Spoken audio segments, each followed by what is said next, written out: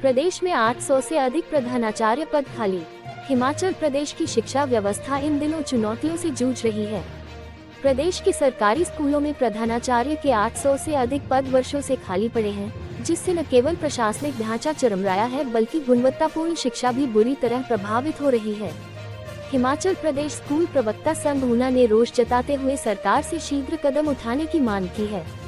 संघ के अध्यक्ष शशिपाल सैनी और महासचिव संजीव कुमार ने बताया कि प्रदेश सरकार की ढुलमुल और सुस्त कार्यप्रणाली का सीधा खामियाजा स्कूलों को भुगतना पड़ रहा है। पिछले 2 वर्षों से प्रधानाचार्य पदों पर नियमित पदोन्नति न होने से स्थिति और खराब हो गई है। बार बार आश्वासन मिलने के बावजूद अब तक पदोन्नति सूची जारी नहीं हो सकी है, जिसके चलते स्कूलों का संचालन बिना नेतृत्व के लड़खड़ा रहा है।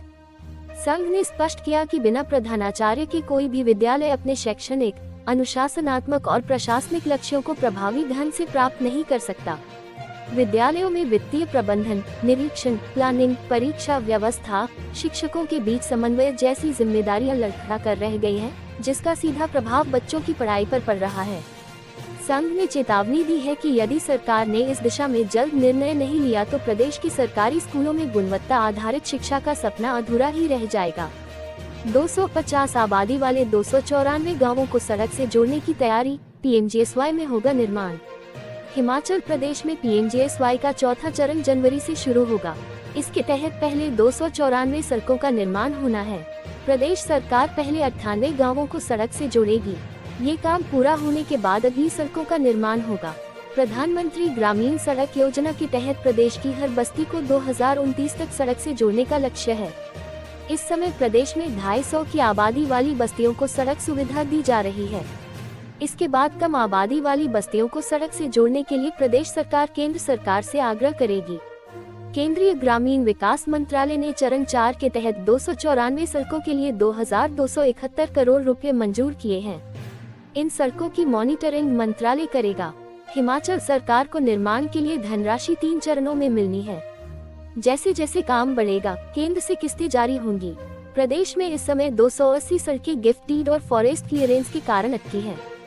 सरकार ने उपायुक्तों को इन मामलों को शीघ्र सुलझाने के निर्देश दिए हैं। लोक निर्माण मंत्री विक्रमादित्य सिंह ने कहा कि प्रदेश के हर गांव को सड़क सुविधा से जोड़ना सरकार की प्राथमिकता है और चरण 4 में बड़ी संख्या में बस्तियां सड़क नेटवर्क से जुड़ जाएंगी। हिमाचल प्रदेश में मृतकों के नाम पर भी डकार रहे मुफ्त व सस्ता राशन, सूची से हटाए जा रहे अपात्रों के नाम। हिमाचल प्रदेश में राष्ट्रीय खाद्य सुरक्षा अधिनियम के तहत मिलने वाले मुफ्त और सस्ते राशन के लाभार्थियों की सूची में अनियमितताएं पाई गई हैं। केंद्र सरकार की ओर से भेजी गई सूची के अनुसार प्रदेश के कुल 28.24 लाख लाभार्थियों में से करीब 5.32 लाख को संदिग्ध श्रेणी में रखा गया है।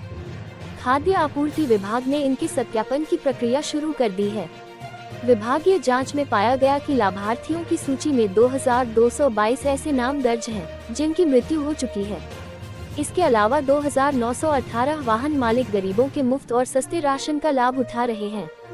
जांच में 40,000 ऐसे लाभार्थी हैं, जिनका 2 जगह पंजीकरण है। प्रदेश में अब तक 21,088 लाभार्थियों का सत्यापन पूरा किया जा चुका है। खाद्य एवं आपूर्ति विभाग की टीमें जिला स्तर पर सर्वे कर रही हैं और जो अपात्र हैं उन्हें सूची से बाहर किया जा रहा है। राजीव भवन शिमला में विनय कुमार ने संभाला कांग्रेस प्रदेश अध्यक्ष का पदभार। रविवार को हिमाचल प्रदेश कांग्रेस कमेटी नए अध्यक्ष विनय कुमार ने पदभार ग्रहण किया। समारोह में मुख्यमंत्री सुखविंदर सिंह सुक्खू व उप मुख्यमंत्री मुकेश अग्निहोत्री समेत मंत्री, कांग्रेसी विधायक व अन्य नेता मौजूद रहे। निवर्तमान अध्यक्ष प्रतिभा सिंह उन्हें औपचारिक रूप से प्रदेश कांग्रेस की कमान सौंपी। वहीं प्रतिभा सिंह ने कहा कि हम उम्मीद करते हैं कि विनय कुमार संगठन की मजबूती के लिए दिन रात काम करेंगे। वह कड़ी मेहनत कर संगठन को मजबूत करेंगे, जिससे आगामी चुनाव में सरकार बनाने में मदद होगी। इसके साथ ही उन्होंने संगठन में देरी के सवाल पर कहा कि संगठन की देरी हमारी वजह से नहीं हुई।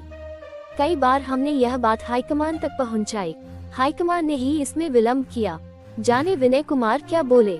विनय कुमार ने पार्टी अध्यक्ष मल्लिकार्जुन खड़गे, राहुल गांधी, सोनिया गांधी, मुख्यमंत्री सुखविंदर सिंह सुक्खू, उप मुख्यमंत्री मुकेश अग्निहोत्री का धन्यवाद करते हुए कहा कि आपकी वजह से जिम्मेदारी मिली है। इस जिम्मेदारी को ईमानदारी से संभालेंगे। सैलानियों के लिए खुशखबरी, बारिश और बर्फ भारी को लेकर आ गया है अपडेट। हिमाचल प्रदेश में ठंड बढ़ रही है। कई पर्वतीय क्षेत्रों में पारा शून्य से नीचे चला गया है। निचले इलाकों में कोहरा पड़ रहा है। शनिवार को प्रदेश के सभी जिलों में रात का तापमान 9 डिग्री से कम रहा। इसी बीच मौसम विभाग ने प्रदेश के निचले क्षेत्रों में 2 दिसंबर तक घने कोहरे का येलो अलर्ट जारी किया है। 3 दिसंबर तक मौसम साफ रहेगा, लेकिन 4 और 5 को बारिश बर्फबारी के आसार हैं। उधर मैदानी इलाकों में घने कोहरे के चलते कालका से सभी ट्रेनें देरी से शिमला पहुंची। राजधानी शिमला समेत पूरे प्रदेश में शनिवार को मौसम साफ रहा। मौसम विज्ञान केंद्र शिमला के अनुसार पश्चिमी विक्षोभ की सक्रियता से उच्च और मध्य पर्वतीय 8 जिलों शिमला, सोलन, सिरमौर, मंडी, कुल्लू, चंबा, किन्नौर और लाहौल स्पीति में मौसम बदलने का पूर्वानुमान है। 4 दिसंबर को उच्च पर्वतीय इलाकों और 5 दिसंबर को मध्य और उच्च पहाड़ी क्षेत्रों में हल्की बारिश व बर्फबारी की संभावना है। इस दौरान तापमान और गिरने के आसार हैं। चंडीगढ़ में राष्ट्रीय क्राफ्ट मेले में 2 को होगी हिमाचली संध्या। मंडी उत्तर क्षेत्र सांस्कृतिक केंद्र पटियाला, चंडीगढ़ प्रशासन के कला एवं संस्कृति विभाग के संयुक्त तत्वावधान में 7 दिसंबर तक चंडीगढ़ में आयोजित किए जा रहे राष्ट्रीय क्राफ्ट मेले में हिमाचली कलाकार भी अपनी प्रतिभा का प्रदर्शन करेंगे। 2 दिसंबर को हिमाचली संध्या होगी। संध्या के समन्वयक एवं राष्ट्रीय, अंतर्राष्ट्रीय मेलों और उत्सवों के मशहूर एंकर कुलदीप गुलेरिया ने बताया कि हिमाचली संध्या में बॉलीवुड सिंगर एवं performer Anuj Sharma Indian Idol runner up season 2 Himachali संध्या में पहाड़ी, हिंदी और पंजाबी गीतों से धमाल मचाएंगे। कुलदीप गुलेरिया, गायिका खुशबू भारद्वाज, गोगी ऑर्केस्ट्रा बैंड तथा हिमाचली डांस ग्रुप आकर्षण का केंद्र रहेंगे। संध्या रात्रि 7 बजे से 10 बजे तक कलग्राम चंडीगढ़ में आयोजित की जाएगी। ऊना में अवैध खनन पर कार्रवाई में कोताही, 2 बीट पुलिस कांस्टेबल निलंबित। ऊना में हाल ही में हुए गोलीकांड के बाद जिला प्रशासन पूरी तरह मुस्तैद है। पुलिस अधीक्षक अमित यादव ने स्वान नदी में अवैध खनन गतिविधियों की निगरानी में कोताही बरतने पर 2 बीट पुलिस कांस्टेबलों को निलंबित कर दिया है। जानकारी के अनुसार शनिवार तड़के पुलिस अधीक्षक अमित यादव के नेतृत्व में रामपुर गांव स्थित स्वान नदी क्षेत्र में 4 ट्रैक्टर ट्रालियां अवैध खनन करते हुए पकड़ी गयी। इस दौरान सभी ट्रैक्टर ट्रालियों को जब्त कर उनके मालिकों के खिलाफ एफआईआर दर्ज की गई। इसके साथ ही क्षेत्र में निगरानी के लिए तैनात 2 बीट पुलिस कांस्टेबलों को उनकी लापरवाही के चलते तत्काल प्रभाव से निलंबित कर दिया गया। पुलिस अधीक्षक अमित यादव ने कहा कि स्वान नदी क्षेत्र में अवैध खनन की रोकथाम के लिए पुलिस की विशेष तैनाती की गई थी, लेकिन बावजूद इसके खनन गतिविधियां जारी थी। जांच में यह पाया गया कि 2 पुलिस कर्मियों ने अपनी ड्यूटी के दौरान सतर्कता नहीं बरती, जिसके कारण अवैध खनन चलता रहा। इस पर उन्हें निलंबित कर दिया गया है। प्रशासन सख्त कदम उठाएगा और जो भी आदेशों की अवहेलना करेगा, उसके खिलाफ कड़ी कार्रवाई की जाएगी। बिलासपुर में नाबालिग खिलाड़ी ने कोच पर लगाया छेड़छाड़ का आरोप, आरोपी की धुनाई, पॉक्सो में केस दर्ज।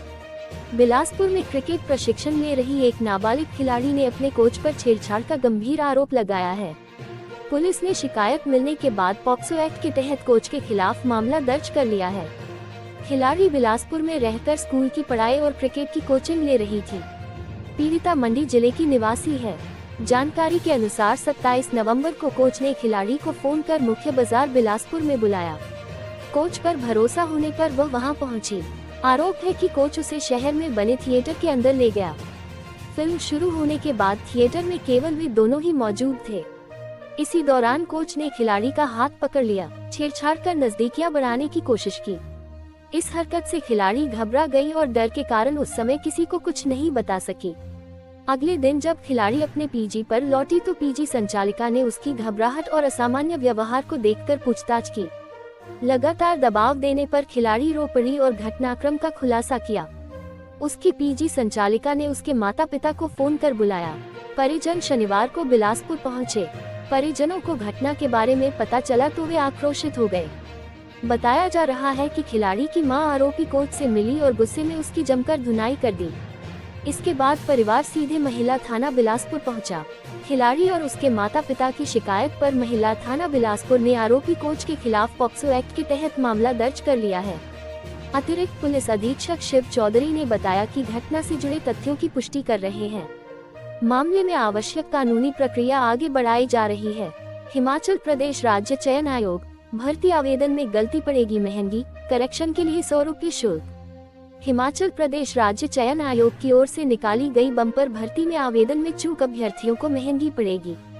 अब आयोग की ओर से आवेदन में त्रुटि सुधार के लिए करेक्शन विंडो का प्रयोग करने के लिए शुल्क तय किया गया है। इस विंडो का प्रयोग करने पर अभ्यर्थियों को हर दफा 100 रुपये चुकाने होंगे।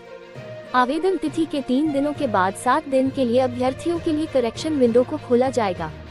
करेक्शन विंडो का विकल्प पूर्व की भर्तियों में आयोग की ओर से दिया जाता रहा है, लेकिन शुल्क पहली दफा लागू किया गया है। पूर्व में राज्य चयन आयोग में आवेदन शुल्क में भी लगभग दोगुनी बढ़ोतरी की गई थी। टीजीटी भर्ती के दौरान आवेदन शुल्क 450 रुपये तय किया गया था, लेकिन उसके बाद से निकाली गई भर्तियों में शुल्क को 800 रुपये कर दिया गया। अब करेक्शन विंडो के लिए भी आयोग ने शुल्क तय कर दिया है। खास बात यह है कि पेपर लीक प्रकरण के चलते सरकार की ओर से बहाल किए जा चुके कर्मचारी चयन आयोग के दौर में महज 350 आवेदन शुल्क था। अब राज्य चयन आयोग के दौर में आवेदन से लेकर परीक्षा तमाम कार्य को ऑनलाइन तो कर दिया गया, लेकिन आवेदन शुल्क को लगभग दोगुना कर अब करेक्शन विंडो को शुल्क भी लागू कर दिया गया है। 271 पदों की भर्ती अधिसूचना में शुल्क की जानकारी साझा की गई है। करेक्शन विंडो का विकल्प अभ्यर्थियों को दिया है ताकि वे गलती में सुधार कर सकें। आवेदन के लिए 35 दिनों का लंबा वक्त दिया जाता है। गाइडलाइन को पढ़ते हुए अभ्यर्थी सावधानी से आवेदन सबमिट करें ताकि कोई त्रुटि न हो। यदि गलती रह जाती है तो करेक्शन विंडो का विकल्प दिया गया है। न्यायालय के नजदीक बने शौचालयों पर लटके ताले। नगर निगम हमीरपुर के तहत रविवार के दिन शौचालयों पर लटका हुआ ताला लोगों के लिए परेशानी का सबब बना हुआ है। नगर निगम हमीरपुर के तहत न्यायालय के नजदीक बनाए गए शौचालयों पर ताले लटके हुए हैं।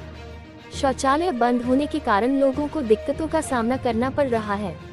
राहगीर संजय, देवराज, डंडूराम, गंभोराम, दिलेराम, पंकज आदि का कहना है कि शहर में लोगों की सुविधा के लिए शौचालयों का निर्माण किया गया है, लेकिन रविवार के दिन इन पर ताला लटका रहता है।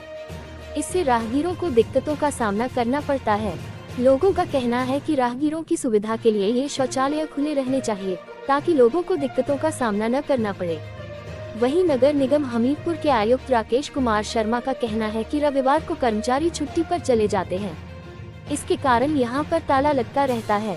लोगों की सुविधा के लिए शहर में अन्य स्थानों पर भी शौचालयों का निर्माण किया गया है।